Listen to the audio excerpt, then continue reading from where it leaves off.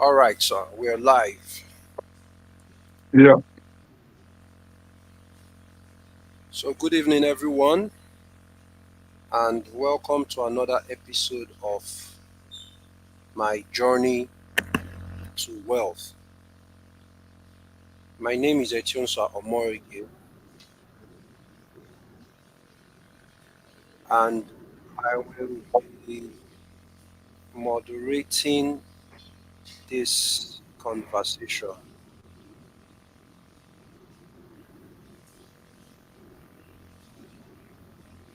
with Mr.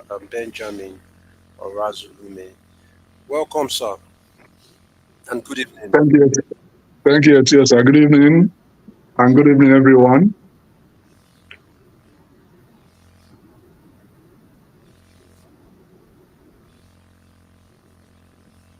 All right, sir. We'll just wait for a few minutes for some of our participants to join the conversation. Then we'll start.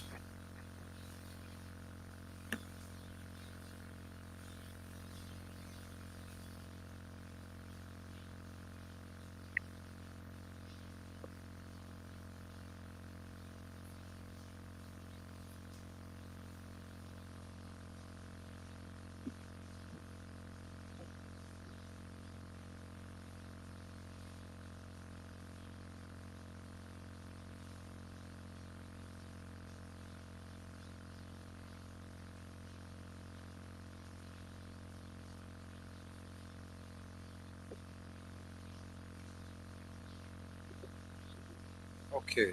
So while waiting,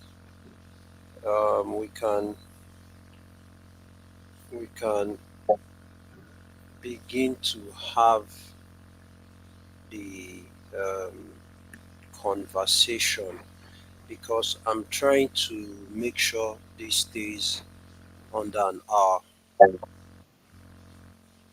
It's good. It's a good idea. Yes, sir. So what we'll do is we'll start with the conversation. This will remain even after you know um, our subscribers. It will remain after the conversation is ended. We'll still have it there on YouTube, so our subscribers can always come back and watch it, so that we keep this under 1 hour. All right, sir. So you simply start by introducing yourself, your name, what you do, just a brief background. Well, I'm Mr. Benjamin Orazulume. Well, I call myself Mr. because that's the way I want it to be. But actually, I'm an ordained pastor. I do the work of God. The more she gives me grace, I'm not on full time ministry. I just do the work of Okay, God. I'm okay, also sir. a, I'm also a businessman. Oh, Currently interesting, sir. living in Antwerpen, Belgium. Okay, okay, that's interesting. If you don't mind, sir, if it's okay with you, I think that some of our listeners would like to know what kind of business you do, or your experience in business in general. You may not go into details if you wish. Yeah, well, let me give my background first so that people will not know where I'm coming from. I am from Newi in Anambra State. And if anyone that is familiar with that name will automatically know that it has to do with motor spare parts or motorcycle spare parts. Oh, okay. So I was, and I'm still dealer on motor spare parts, accessories, automobile in general, which is what I do here now. Oh, okay, okay, I see. Okay, so um, well, I think you already answered my next question because I was going to ask you why you chose that line of business, that line of work. So let me ask another question. So are we safe to say that um, you've been a, a dealer in motor spare parts all your life, all your working life? That is correct. Oh, that's interesting. And that will be how many years till now, sir? Um, Let me just put it and say, or give a little, give it in details. 1977, I left my hometown for Lagos to go and learn motorcycle spare parts. And I Oh, did wow. that in 1981. And as a young, growing young man, I felt no, I wanted to switch to motor parts instead of motorcycle spare parts. So I Okay. went back to Nnewi, stayed in 1982 as a whole, learned motor parts under my one of my senior cousins. By Okay. 1983, I left for Lagos, and Okay. since then, I've been in business, motor spare parts. From Lagos to Cameroon, spent some years, 2 years in Cameroon, came back to Nigeria, continued with it until I left Nigeria in 2008 for Europe. Oh, wow. And all these years, your core business has just been, so I can say that from 1983 till date, in It's every part been of the world you have lived in, it's Is been the about motor motor spare spare parts. parts, motor itself, automobile, both spares and whole. That's what I know, known all my life. Oh, wow. That's really interesting to see that Though, you though have. now here in Europe, let me lay a little emphasis. Here in Europe now, you can, because of the business atmosphere in Europe is not the same with that of Nigeria. So here Okay. I am working, and then Oh, at my own spare time I now do business, because you cannot survive alone with business in Europe. You cannot. okay. Okay, sir. That's interesting to note. So, from all that you have said, I think it is safe to say, it will be safe to say that you are not new to money. Can we put it that way in terms of No, no, making no, no, no. money? I am not new to money. I am not new Uh, to making money.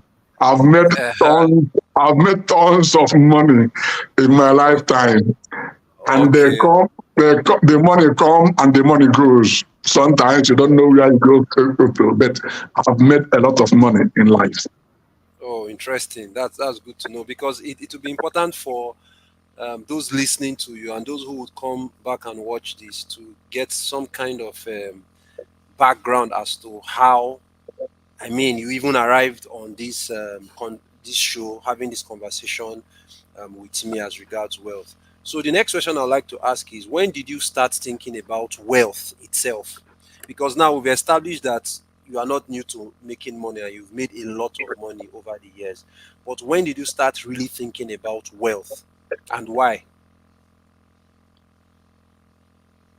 Um, I would say since 1995, but I will not. It's not. It didn't just start then. But as a young Okay. man, as a young businessman, you are one is doing business, and sometimes you make it big, and then you think it will continue to be big. You will just continue like that until you become wealthy. That's my understanding of wealth then. That Hmm. wealth is when you have made a lot of money and the money just keeps coming, keep multiplying, then you're wealthy.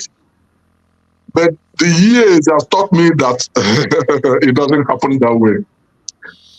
You make the money, you think you have arrived, suddenly you don't know how and where that money is going to, but the money just runs through your hand, and Hmm. it's like you're starting all over again. It just clears in your eyes that wow, you you don't even have capital anymore.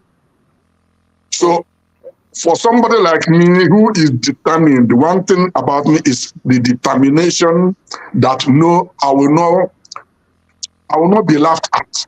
I will, I will not be a pauper in life. So whatever happens, my next thought is how to kick off again. What next to do? How to make it again? And I start again, and then by the time you see yourself climbing and climbing again, you again forget the incident of the past. You think everything will continue, especially for us Christians. I'm saying this now with as a Christian background because when you do everything that you are asked to do in the church, give a lot of donations in the church, you think that has now secured. You know what I'm saying? Mm-hmm. That has now secured you favor with God, and that God will now suddenly surprise you with a big ton of money, and then you become wealthy. And over the years, it didn't happen that way. And then Oh, I started living in a kind of fear. Not fear, not fear per se, but fear of tomorrow.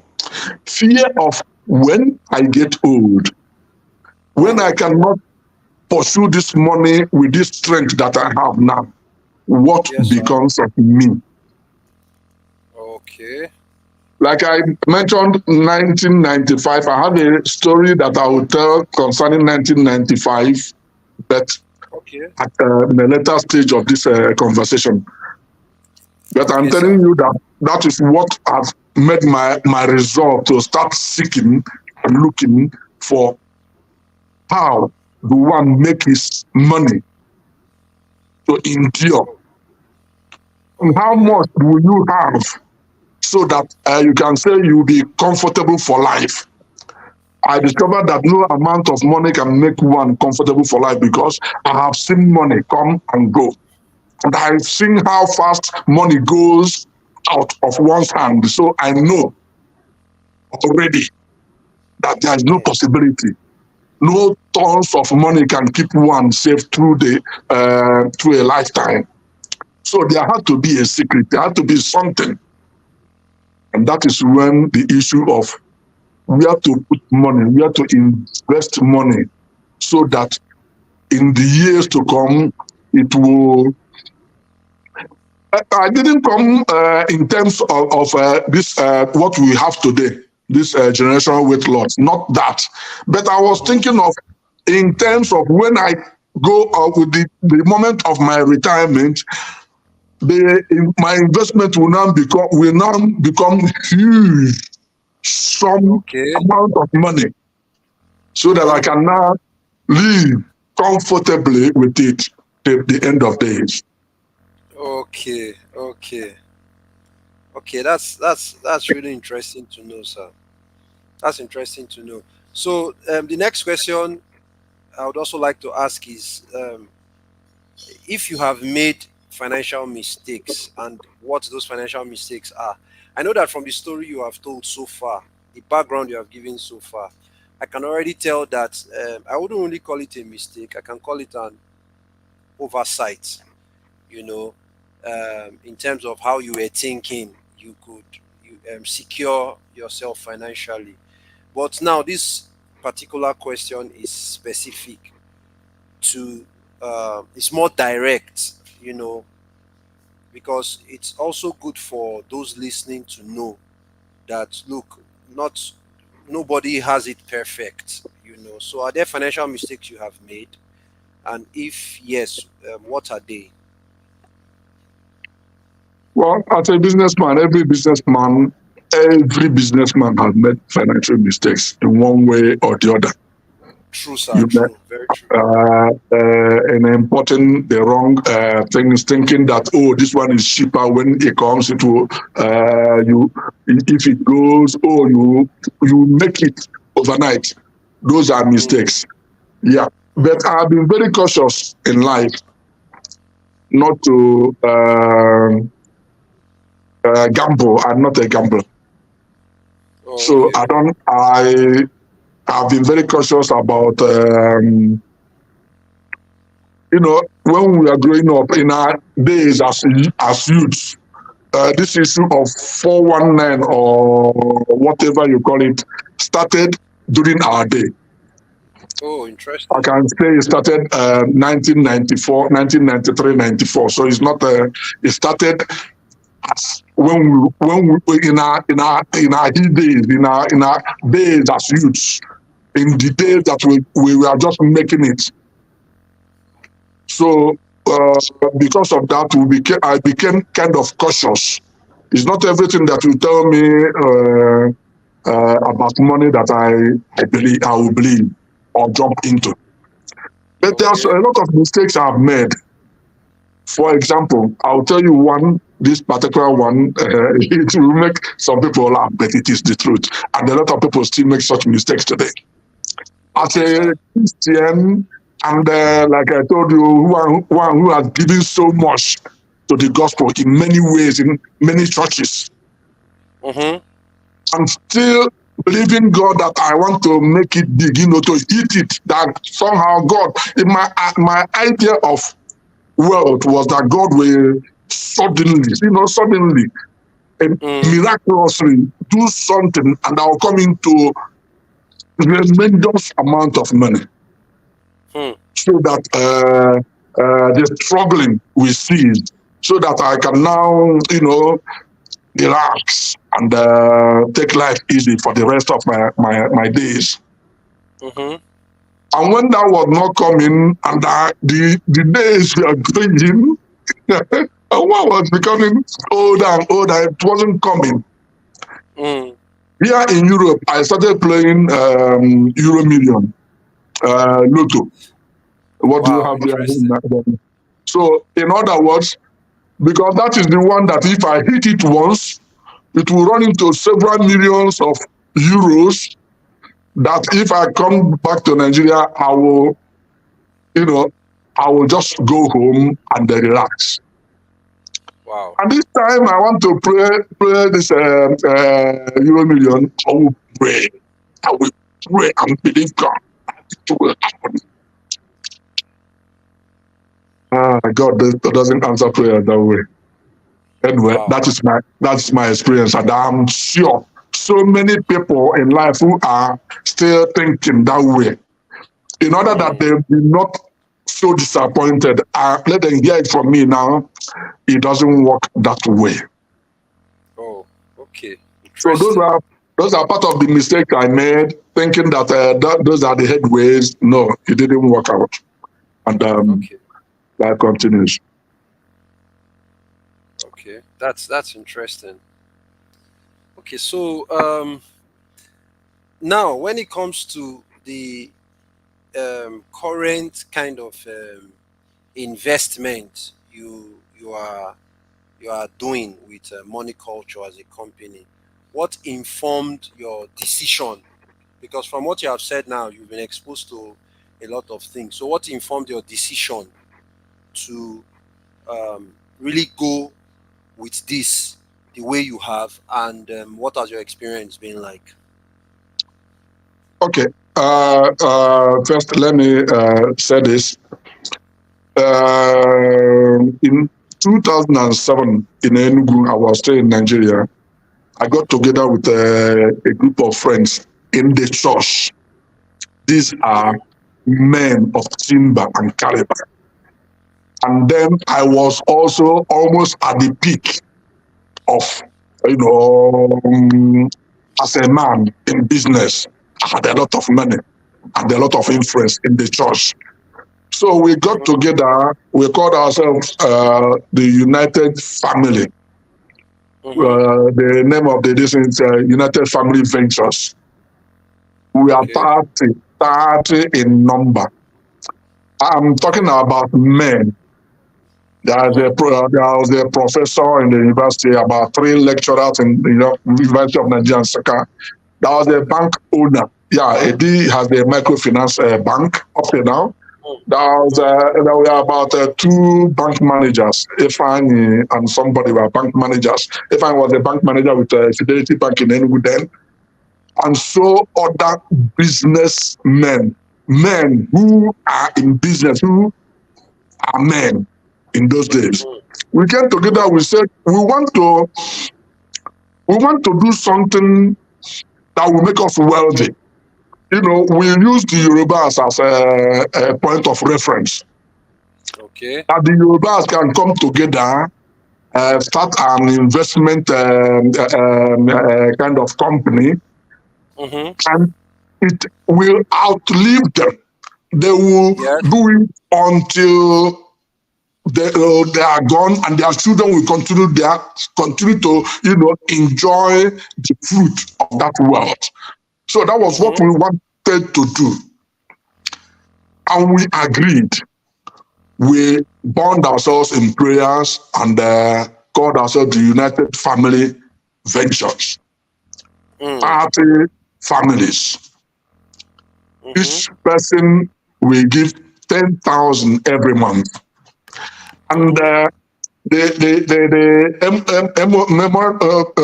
memorandum of understanding was no one will have less than one share, which is 10,000 per month, and no one will have more than three shares, which is 30,000 a month. Mm, So when we started in May 2007, and we said we will do this for 15 years. Now, why am I mm. telling this story? You will notice, Etiosa, if you notice the people you sign up with in the Generation Wealth Lodge, a lot of Yes, people sir. will be going for 20 years Plan. basic plan. Yes. You hardly find people that will go for 25. But Yes, true. when you gave me the plan, I went for 30 years. I It's noticed. it may sound crazy at my age. Why would I be going for 30 years?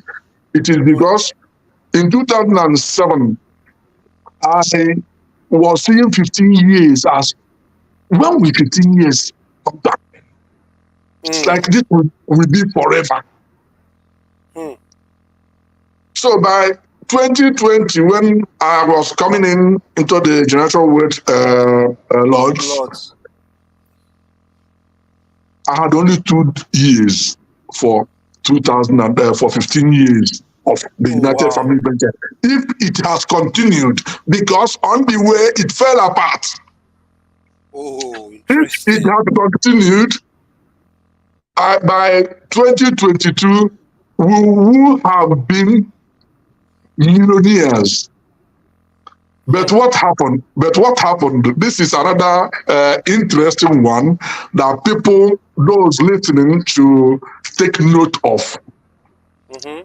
We we are all businessmen. We had money to invest, but we had no Mm-hmm. education about investments. Oh, wow. So all we wanted was to invest. So anywhere there's an IPO, First Bank IPO, we bought 100,000 units. Hmm. Bank PhD, we bought 200,000 units of Bank PhD. That Hmm. one had risen out completely. And the funny part of this is, oh, sorry, that I'm laughing in the interview, but the funny part of this is that as we were buying in the United Family Ventures, I Mm-hmm. myself will go by the side and buy my own personal. So Oh, okay. that was the time I bought First Bank at 29 naira per unit. Mm-hmm. Uh, Fidelity Bank, we bought 200,000 units. Was it 200 or 300? 200,000 units. And then I bought Wow. 10,000. I bought 10,000 my personal listing. Bank PhD, I bought 10,000 my personal listing. So we are only interested in IPOs because as well as we are concerned, that is when you buy cheap, and then it will start growing. Lo Hmm. and behold, 2008, everything fell apart. Hmm. What we bought for 29 naira Naira per share. came down to 3 naira 60 cup, I believe. Yes. Um, Fidelity Bank we bought for 8 naira. It came down to 1 naira 30 kobo. Yes. Uh, and then it discouraged, especially the civil servants in our midst. They Hmm. were so discouraged that most stopped paying their monthly contributions. Okay. Because in 2007 when we started, every month our contribution comes to 660,000, Hmm. an enormous sum of money. But there was no it's not we had good managers, but no one who knows about investment, about investing. All we know is if you carry a lot of money, you buy. And we are afraid Hmm. to go to the secondary market because we believe it will be higher. So Hmm. we will only wait for any company that announces IPO. Yeah, this is the good one. We'll go and grab. Okay, I see. So in essence, that mistake was due to lack of Knowledge. investment education, knowledge, proper knowledge. Okay, Exactly. Exactly. that's interesting. So now that makes my next question rather interesting. So having had this kind of experience, even in the capital market, and when you eventually heard about what we do, why were you? Why? What still gave you the actually the courage now to go ahead and not only pay and learn the for go for the course, but you went ahead and started investing again in that same capital market? Because, like I because told you, because for some you are- people I have met in the past, once they've had that kind of experience, their hearts become closed. There's nothing you want, so long as you are mentioning capital market, they don't want to hear of it. then the person isn't living in fear of what tomorrow will be. Because I was living in fear of what tomorrow will be in my life. Okay, let me give the story I wanted to. I said I will put off for later, but I think this is the best time to give that background so that you Okay. understand. When I say fear, you will understand it is not fear that I'm a fearful person. I'm a very courageous, I'm a very strong person. But there's Okay. that nagging fear of what tomorrow will be. Hmm. In the year 1995, it was 1994, I just bought my car. It should be towards the end of 1994. I just bought a Volvo 2440. Then it was one of the biggest cars one can have in those days. Hmm. I was in money. I was robust. I was good. Hmm. And my father, who was then in retirement, he had been a businessman all his life, having Hmm. lived in the north. My father had lived in the north throughout his life. He made it big. He fell. He rose up again. He fell again. He rose up again. So it's like my family, my father's history is synonymous with what I've been through in my life. Oh, Or mine interesting. is synonymous with that of my father. Yeah, that's the right way to put it. So, Yes. but eventually, when he came back on retirement, as Hmm. a strong man, proud man, in 1994 ending, I went Hmm. to Nnewi from Enugu. I drove my Hmm. new car to Nnewi. And when I got home, there was a burial, a funeral taking place, very close to my family home. Hmm. So I just went in to my house, parked my car, strolled direct to the funeral place, and Hmm. as is with tradition, you have to support the whatever this thing with money, and give some money to those that are bereaved. Do you understand? And Yes. as a young man, loaded. Hmm. I came and I was spreading money like that like tomorrow will not come. And I was very happy with myself. After Hmm. doing that, because I needed to go back to Enugu the same day, but just to see people, see my mom, see my father, and do one or two things and drive back to Enugu that same day. So as I was heading home on foot again, no, I've gone back home, rested a while, was now coming out to now come and say, a kind of bye to people before going to go pick my car. I met my father coming back to the house, maybe looking for me. He was looking for me actually, because I did all that. I've gone to greet him, and then did everything a young man will do, showing off and all. And then he was now coming to meet me, and we met on the way, and we stood and chatted for a while. And he now asked me what I have for him in terms of money. And I told my father, oh, but I've spent all the money I came with. Really, it's true. I should have thought of giving him but don't worry, when I go back, I will surely see about sending some money back.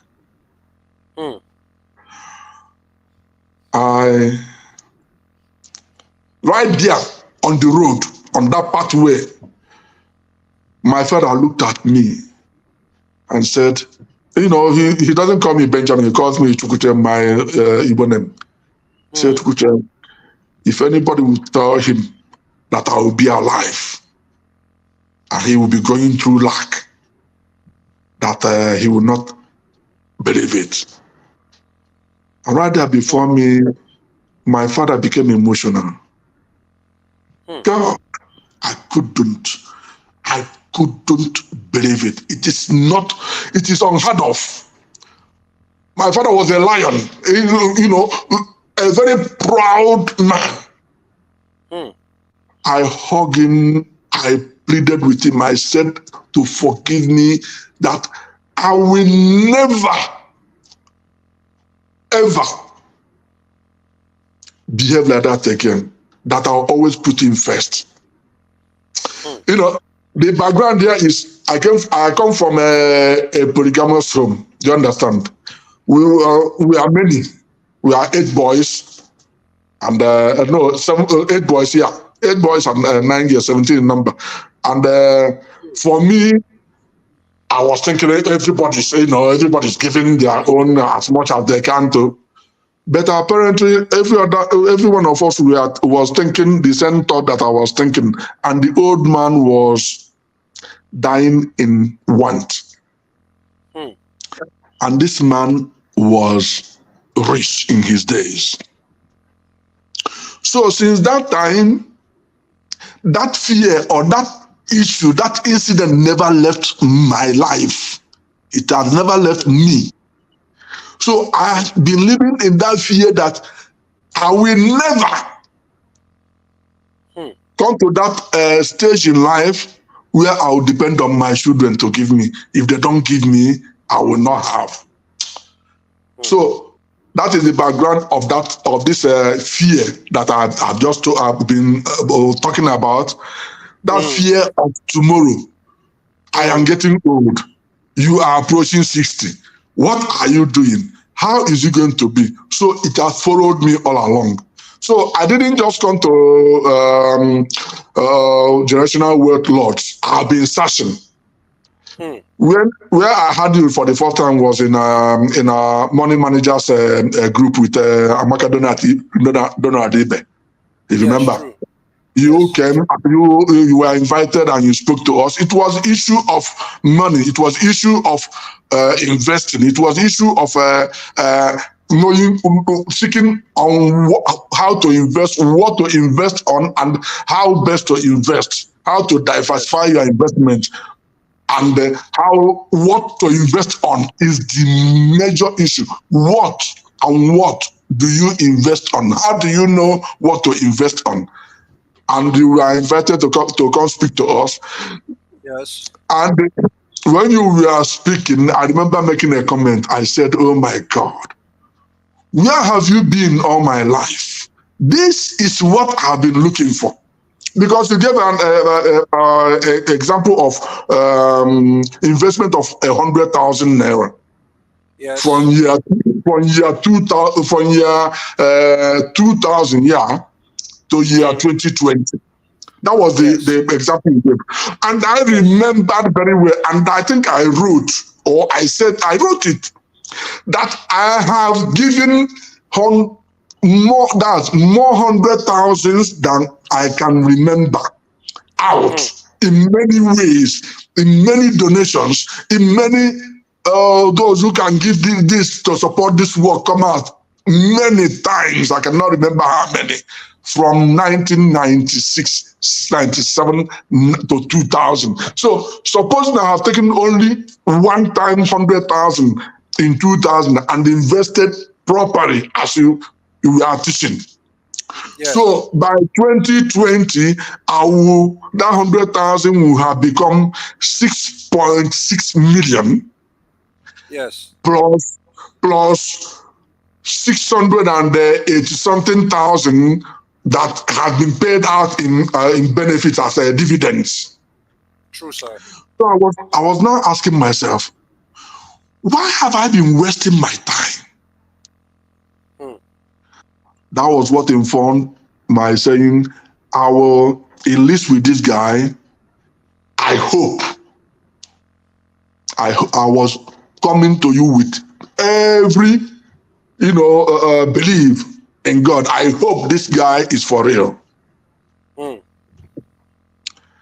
And when we had our discussion, you told me everything and so on and so forth. What informed my decision was you knowing the companies, the businesses to invest in.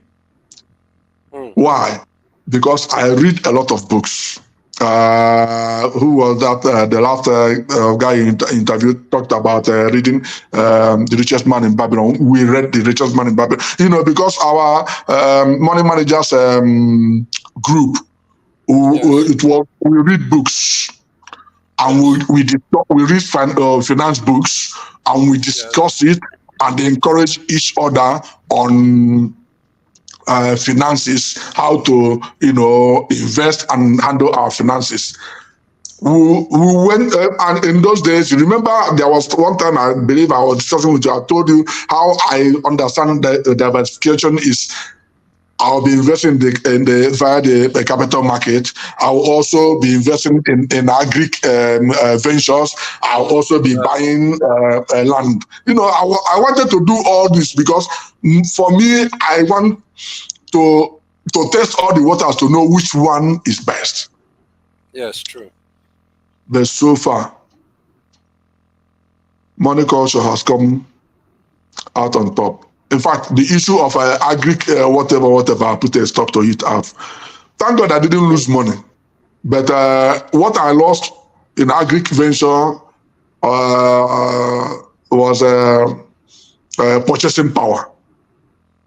Okay. But Okay. I didn't lose the money itself. Okay. But Okay. I invested a lot of money in for 2 years, and eventually I recovered again the capital. Wow. Wow. Wow. Wow. Thank you very much, sir. Thank you so much, and thank you for the commendation. And like I said, the idea is to keep these series now well under an hour, so that when people come across these videos, they can watch and knowing that they are not going to be spending at least up to 1 hour, Okay. on this conversation. I personally, there are a lot of things you have said here that I actually did not know, and I have learned a lot. I have learned a lot from having this conversation with you, and I want to believe that everyone who is we have about 12 persons online now, that everyone who is online currently have also learned one or two important things. So at this point, I'd like to give the give room for those who have been watching. I know that a lot of you did not come at the beginning of the conversation, but based on what you have heard so far from Mr. Benjamin, if you have any questions you'd like to ask him or me, kindly go ahead and ask those questions. And while I'm waiting for your questions to come up, I would also just let you know that everything he has been saying is true. So for those listening who are business people, you might be wondering if you can do business, especially for those who are in business and who are currently making good money. There's a feeling that you have, and you think that nothing can go wrong. From what Mr. Benjamin has said, he said it himself that he has made a lot of money and seen that money pass through his hands like water several times in his life, and he has been in business from this conversation. I can gauge that he has been in business for well over about 45 years. So if there's somebody we can listen to on based on experience, we can listen to him. And he has not been in business doing small things. He has made a whole lot of money. So we'll be waiting for your questions. You can use the comment session, the live chat session, and just type your questions. Or if there's any lesson to you have learned, anything that stood out for you, I'd also like to see it in the comment session or live chat, as they put it in this case. So here is something Nigerians also don't know, and I like to always repeat it. Apart from the major shareholders in that are Nigerians in Nigerian companies, every other major shareholder in Nigerian companies are not Nigerians, they are foreigners. Because a lot of Nigerians seem to have an issue investing in Nigeria. Some of them complain about the naira, and I try to do that work of telling them that look, naira That's is a very big mistake. yes, you know, Sorry, I'm cutting in on your words. no, How I discovered this during our days in the money managers group. We read a lot, and in reading, you intend to kind of research. yes, And I came to realize that many companies in Nigeria, many businesses in Nigeria, that foreigners, Europeans, Americans are majority shareholders. And I was discussing this with my own daughter. My daughter currently lives in the United States. So it's not like, I don't know what I'm saying. I told her from there in the USA, start investing in Nigerian businesses because Nigeria stock exchange is rated to be the most profitable in the whole world. Most profitable, not most stable. They didn't say most mm, stable. They didn't say mm, most, but most profitable. As of today, Nigeria businesses are the most profitable in the whole world. But people don't even know this because they are looking at our naira and our yes, government and our yes, economy that is going lame. But the yes, businesses are doing tremendously well. true, sir, Take for, true, sir. take for example, for those who Google or who read on Google this thing every day, I make it a point that every day whenever I have time, I just go on Google and read headline news. The one that interests Mm, me, I click on it and read it. mm, During this dollar naira crisis, who mm-hmm. gained the most? The banks Yes, came up on top. They were making billions, yes, hundreds of billions in gain. That even the central bank eventually told them, this money, this gain, you must not put it into. I don't know that kind of. dividends. Yes, they ask them not to pay it out as dividends or Because it use it was to too run the much. operation It was too because much.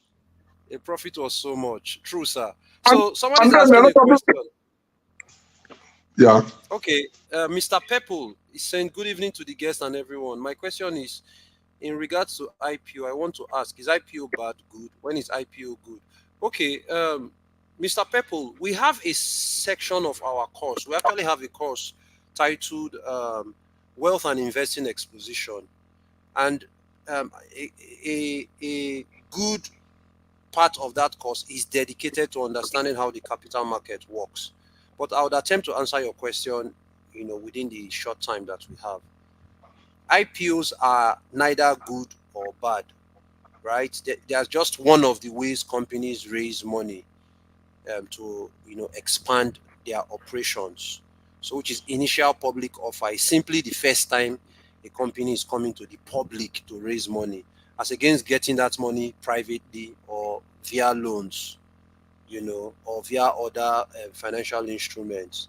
So it's neither good or bad. However, here's what you should note: most people perceive IPOs to be the best way to invest in quoted companies. Exactly But what we were thinking. yes, yes, but that's what you might be thinking. But it's not necessarily true, because since the stock prices of companies can be sort of, should I say, manipulated, can be influenced, it's possible that major shareholders of companies just before the IPO, so the stock price of a company can be overvalued. So let's say a fair price for a company's shares is 20 naira. There are ways to um, make the demand for that company shares very high, and the price goes high to say 40 naira or 35 naira. And then during the public offer, the company tells you it's giving a discount of 5 naira and sells for 30 naira or even 28. But meanwhile, it is still 8 naira to 10 naira higher than its fair value. So that when you are a professional investor, you have researched the company, you know what its book value is, and then you now compare that to its market value, from where you now know what the fair price per share is.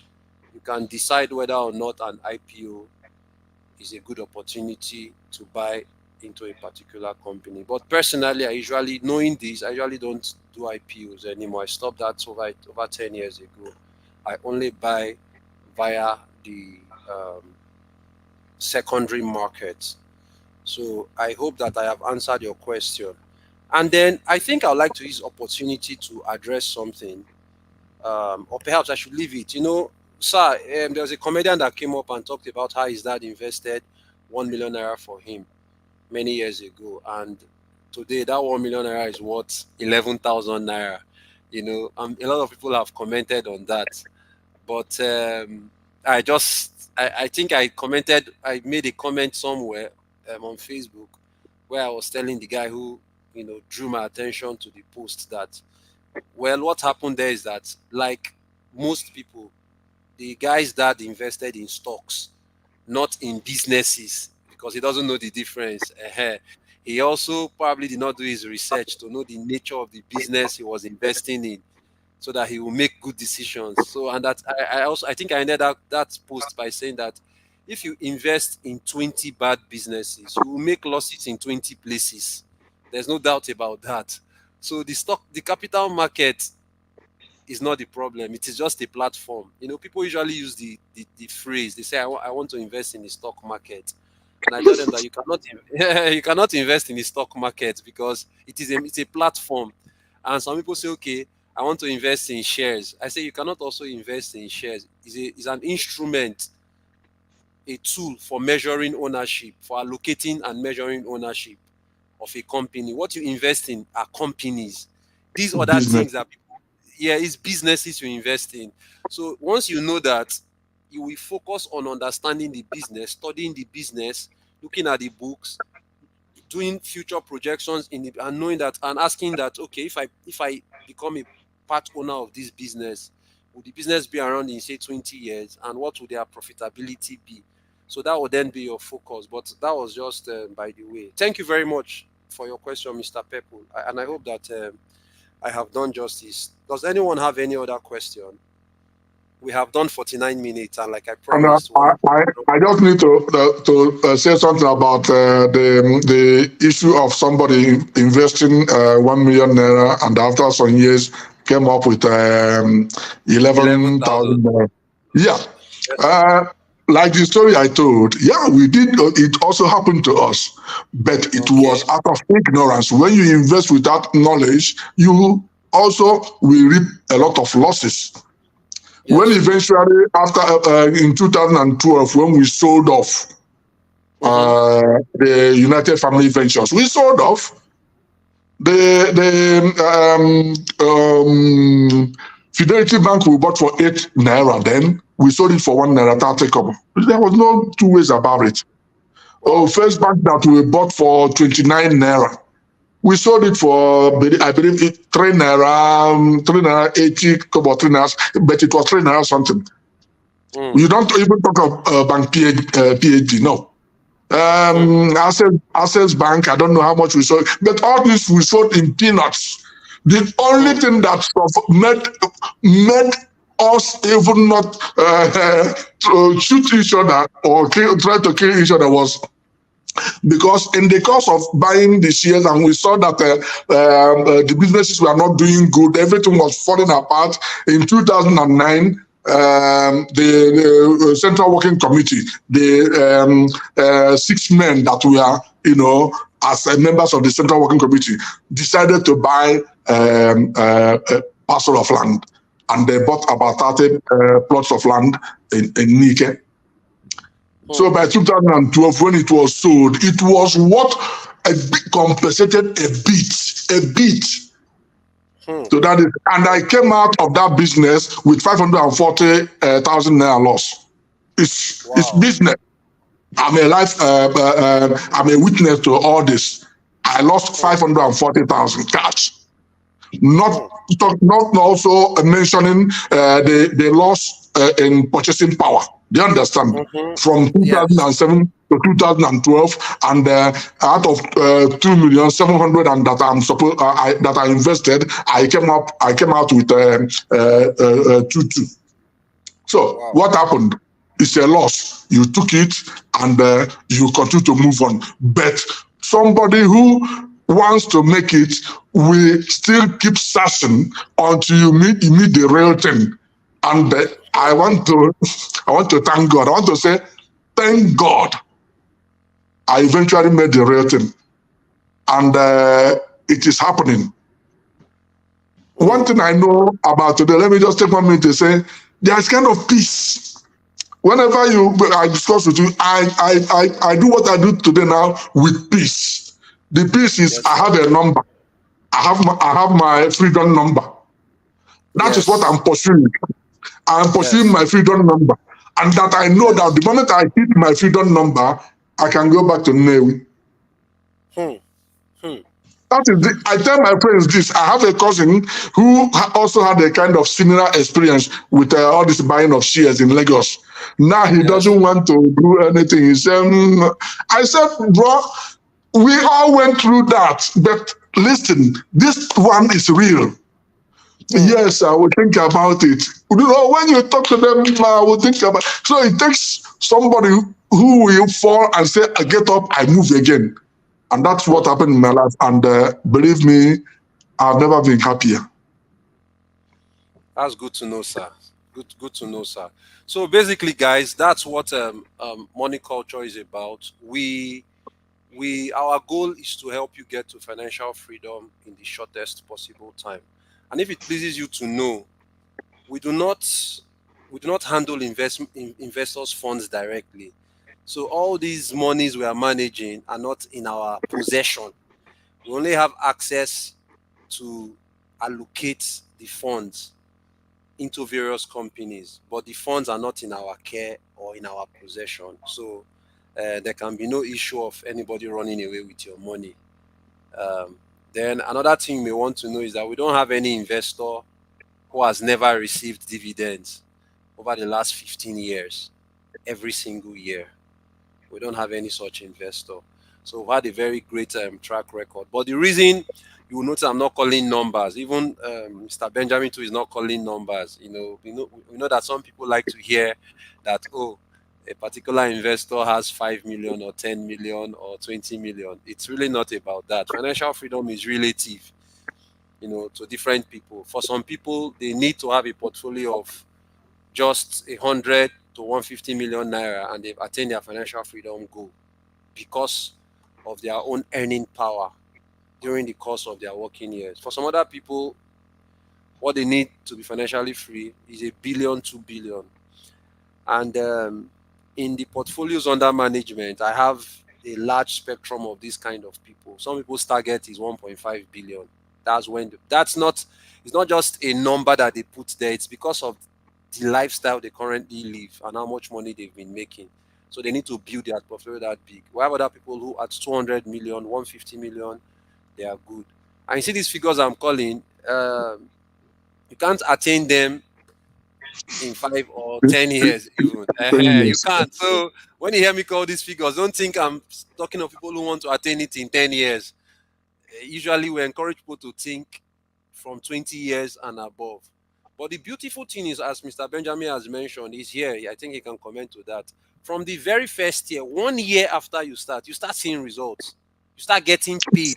No, the same year. The same year. No, I came in a time of boom. I came in 2020, and the same Yeah, year I got this. It was I dividends. was I'm one of the lucky ones. The same year I came in, at the end of the year, I had something good to show for the year. Hmm. So you start getting paid. It's not as if you wait for that 20 years, but it's as the years are going by, and if you're also serious with the process, your income continues to increase. And for those who also be thinking of risk, well, I can't answer all the questions. There's a 6 hour plus course that we have. If you read the comment, the in the description of this video, you will see more, get more information there on how to reach us. Uh, I like to say that the only risk to what we do is absolute war in Nigeria. That every business every major business will have to come to a halt. So it will have to affect everybody at the same time. And even at that, I would say that it doesn't mean that all the businesses will be wiped out, because Nigeria has fought a civil war before. There are businesses we invest in today that existed before that civil war that are still in existence now. Of So course. so so yeah. So the point is that when you eventually understand what we are doing as a company, it's called economy ownership. It's almost impossible for it to go wrong. Like I said, I didn't say impossible. It's almost impossible for it to go wrong. And then the numbers are good because your income increases over the years at a rate above the inflation rate. So I like to encourage everyone to think take investment education really seriously. I'm not just saying financial education in general. I'm talking investment education in particular.